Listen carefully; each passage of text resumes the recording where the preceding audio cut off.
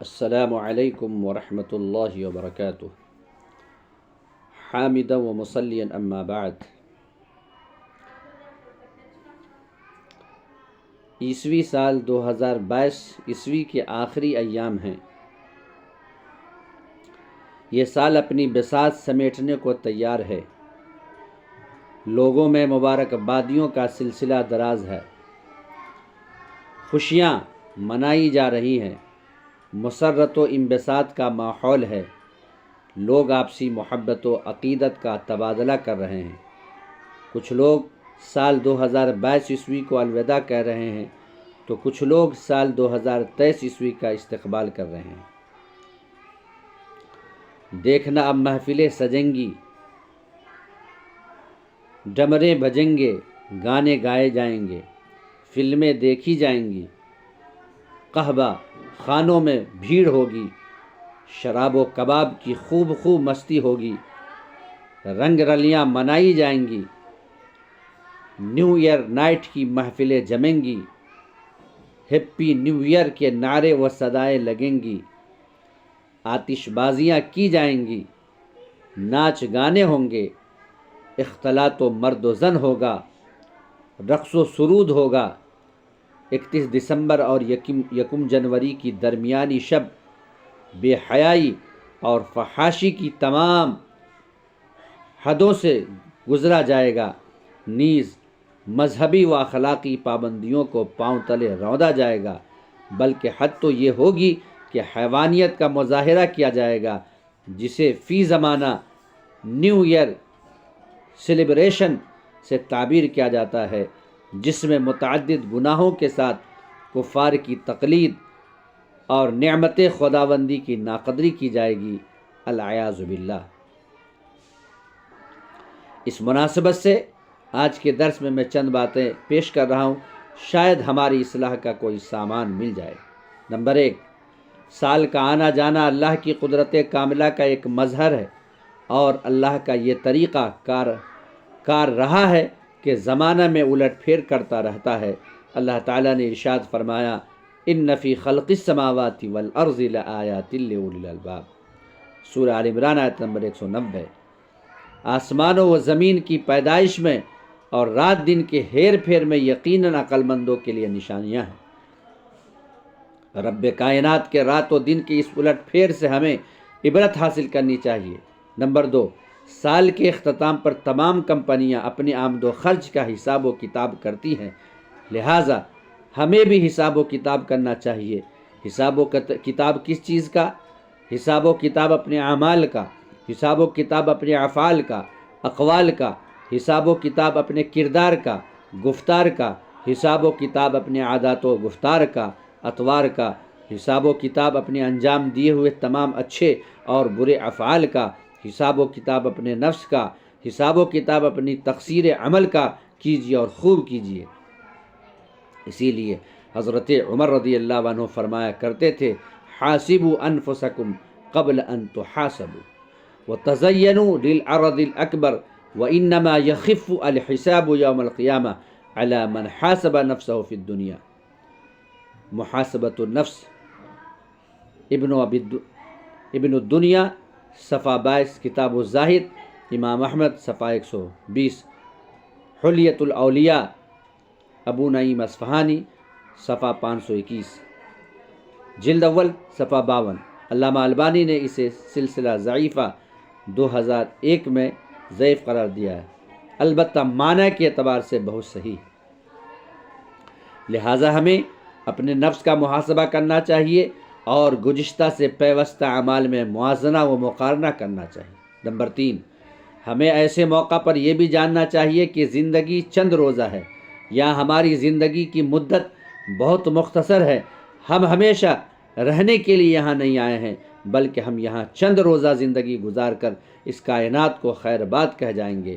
یہاں سے ہم کیا، آپ کیا، امیر کیا، غریب کیا، مرد کیا، عورت کیا، سب کو جانا ہے۔ اللہ تعالیٰ کا ارشاد ہے، کل نفس ذائقۃ الموت، سورہ عنکبوت آیت نمبر 57۔ ہر نفس کو موت کا مزہ چکھنا ہے۔ ثم الینا ترجعون، پھر تم سب ہماری طرف پلٹ کر آؤ گے۔ روزمرہ کا مشاہدہ ہے کہ کتنے ہی مردے ہم اپنے ہاتھوں سے دفناتے ہیں، تجہیز و تکفین کا عمل انجام دیتے ہیں۔ کچھ اموات تو ایسی ہوتی ہیں جنہیں ہم اپنی آنکھوں کے سامنے تڑپتے ہوئے مرتے دیکھتے ہیں۔ کیا ہمارے لیے وقت نہیں آیا کہ ہم عبرت حاصل کریں، سبق سیکھیں اور آخرت کی تیاری کریں؟ وہاں کی تیاری جہاں سب کو جانا ہے، جہاں ہم سے پہلے لوگ گئے، تیاری وہاں کی جہاں سے کوئی بھی واپس نہیں آتا، اور ہم لوگ بھی اپنی موت کے بعد وہیں جائیں گے۔ کیا وقت نہیں آیا کہ ہم دنیا کی بے ثباتی سے درس لیں کہ دنیا چند روزہ زندگی ہے، یہ عبرت کی جگہ ہے، درس کا مقام ہے، سیکھنے کے لیے یہی جگہ کافی ہے۔ یہ دنیا آخرت کی کھیتی ہے، دار الابتلاء ہے، یہاں آزمائش کے لیے بھیجے گئے ہیں، آخرت کی تیاری کے لیے ہم وجود میں لائے گئے ہیں۔ یہاں کا ہر پل ہمارا قیمتی ہونا چاہیے، ہمیں اسے باغنیمت سمجھنا چاہیے۔ جگہ جی لگانے کی دنیا نہیں ہے، یہ عبرت کی جا ہے، تماشا نہیں ہے۔ ہماری عمر کا خلاصہ ہماری صبح و شام ہے، جیسا کہ کسی شاعر نے کیا خوب کہا ہے، صبح ہوتی ہے، شام ہوتی ہے، عمر یوں ہی تمام ہوتی ہے۔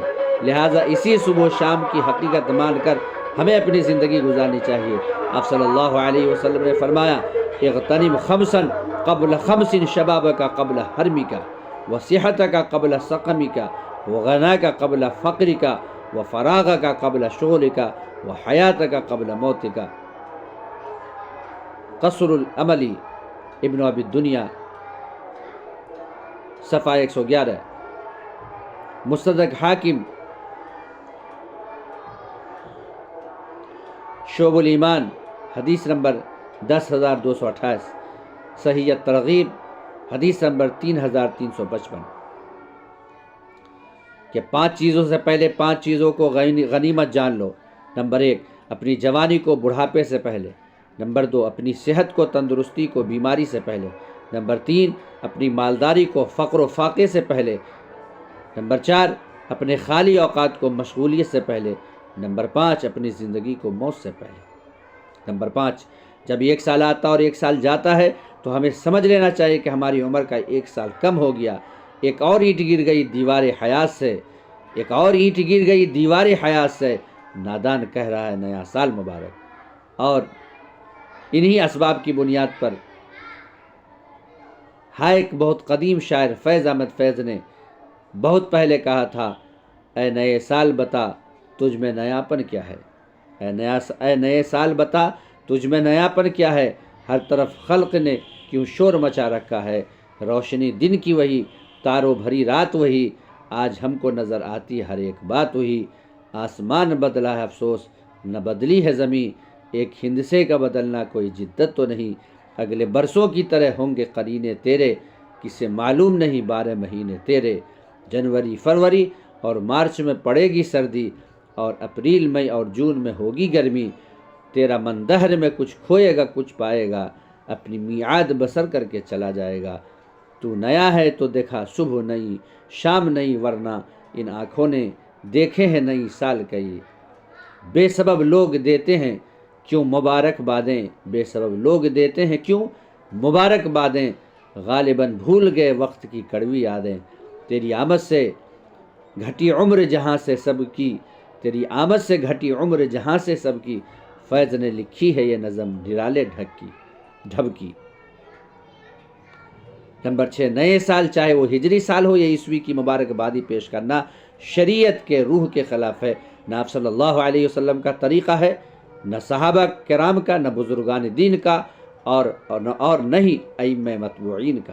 لہٰذا اس مناسبت سے خوشیاں منانا، جشن منانا اور مبارکباد پیش کرنا ہے نہ صرف ایک حرام کام ہے بلکہ بدعت بھی ہے، جس کی کوئی نظیر سابقہ زمانوں میں نہیں ملتی ہے۔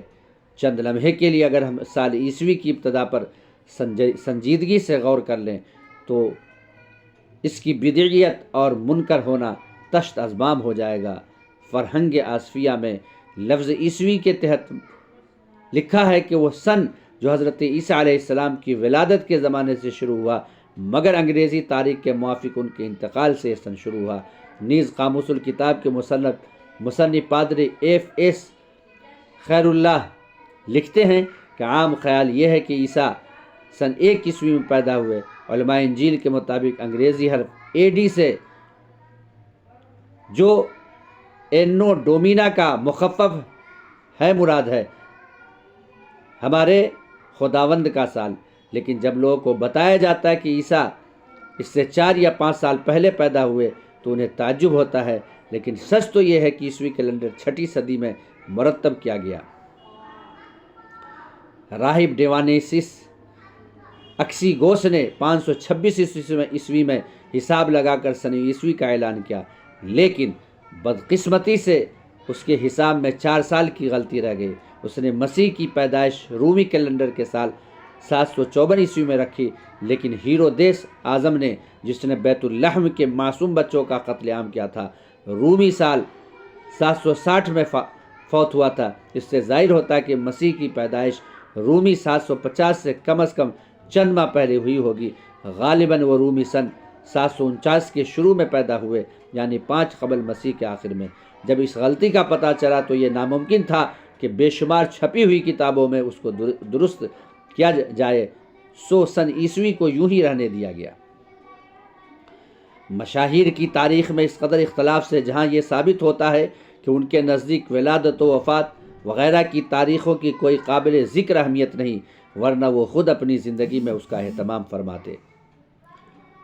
وہیں یہ بھی ثابت ہوتا ہے کہ ان کے سچے متبعین نے بھی کبھی ان غیر اہم امور کو اپنی توجہ کا مرکز نہیں بنایا، اس لیے بعد میں آنے والوں کی جانب سے اس طرح کی چیزیں ایجاد کرنا محض رسوم و بدعات کی زمرے ہی میں رکھا جا سکتا ہے۔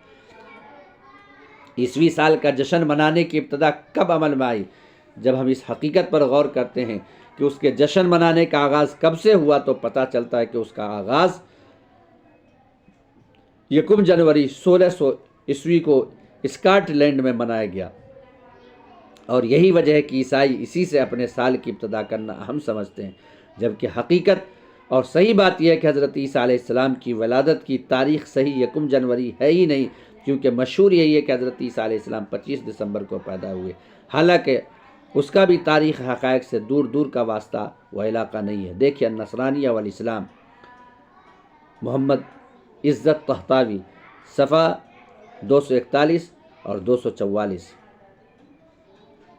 معلوم ہوا صفحہ 221 اور 222۔ معلوم ہوا کہ اس مناسبت سے جشن منانا، مبارکباد پیش کرنا، ایک دوسرے کو تحفے تحائف دینا مسلمانوں کا شیوا و عمل کبھی نہیں رہا ہے۔ علامہ ابن قیم رحمہ اللہ فرماتے ہیں کہ کفریہ شاعر پر تہنیت دینا حرام ہے، اور اس پر سب کا اتفاق ہے۔ مثال کے طور پر ان کے تہواروں اور روزوں کے بارے میں مبارکباد دیتے ہوئے کہنا آپ کو عید مبارک ہو، یا کہنا اس عید پر آپ خوش رہیں وغیرہ، اس طرح کی مبارکباد دینے سے کہنے والا کفر سے تو بچ جاتا ہے، لیکن یہ کام حرام ضرور ہے، بالکل اسی طرح حرام ہے جیسے صلیب کو سجدہ کرنے پر اسے مبارکباد دی جائے، بلکہ اللہ کے ہاں شراب نوشی، قتل اور زنا وغیرہ سے بھی بڑا گناہ ہے۔ بہت سے ایسے لوگ جن کے ہاں دین کی کوئی وقت ہی نہیں، ان کے ہاں اس قسم کے واقعات رونما ہوتے ہیں اور انہیں احساس تک نہیں ہوتا کہ وہ کتنا برا کام کر رہا ہے۔ چنانچہ جس شخص نے بھی کسی کو گناہ، بدعت یا کفریہ کام پر مبارکباد دی، وہ یقیناً اللہ کی ناراضگی مول لے رہا ہے۔ مملکت سعودی عرب کے سابق مفتی اعظم سماحت الشیخ عبدالعزیز بن عبداللہ بن باز رحمہ اللہ ایک استفتاء کے جواب میں فرماتے ہیں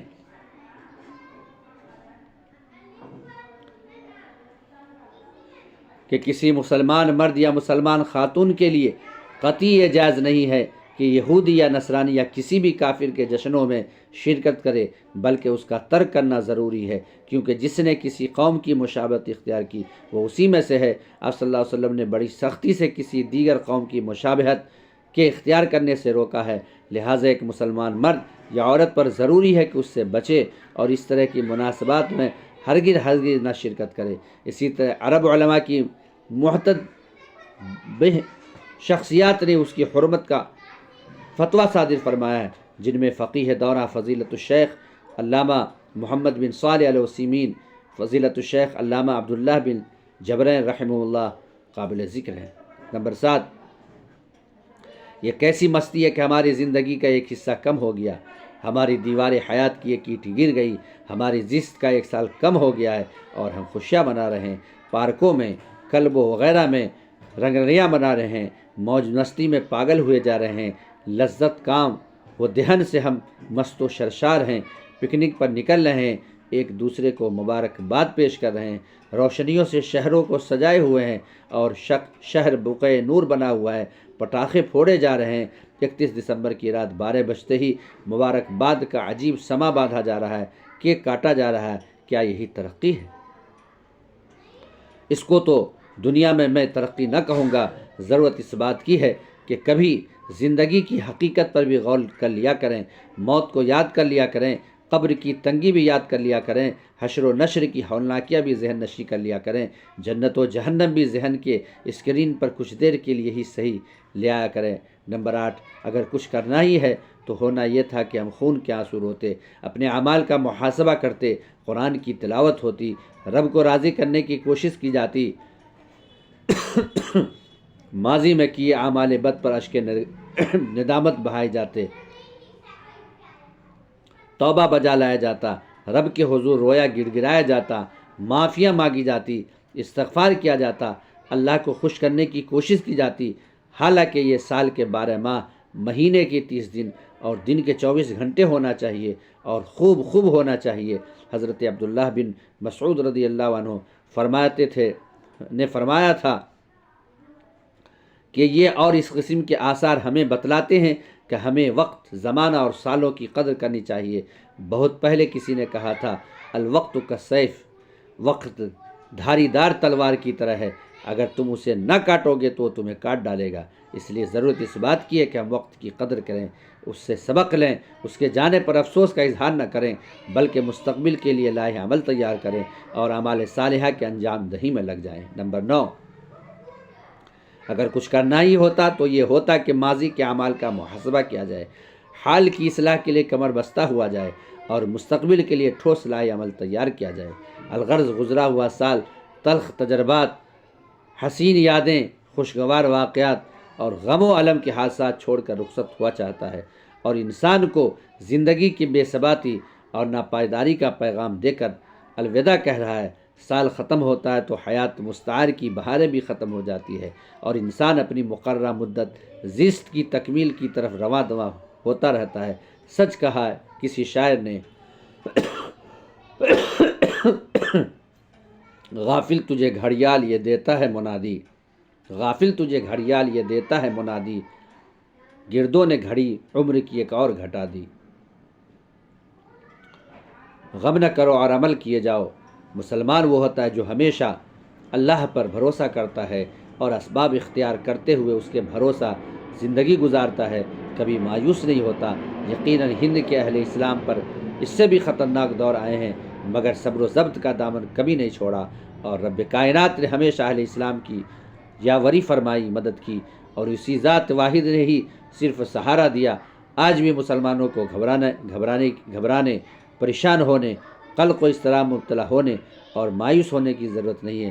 بس اتنا کام کرنا ہے کہ اللہ کی طرف پلٹیں، اپنے گناہوں سے توبہ طائب ہو کر اللہ سے لو لگائیں، اپنے حقیقی مومن ہونے کا بین ثبوت پیش کریں اور اللہ سے دعا کریں اور خوب کریں اور یقین رکھیں کہ ہمارے رب پر کوئی چیز مشکل نہیں۔ وما ذلک علی اللہ بعزیز، ان اللہ علی کل شیء قدیر پر ہمارا ایمان و ایقان ہونا چاہیے۔ ہمارا رب وہی ہے جس نے فرمایا ہے ولا تہنوا ولا تحزنوا وانتم الاعلون ان کنتم مؤمنین، سورہ آل عمران آیت نمبر 139۔ تم نہ سستی کرو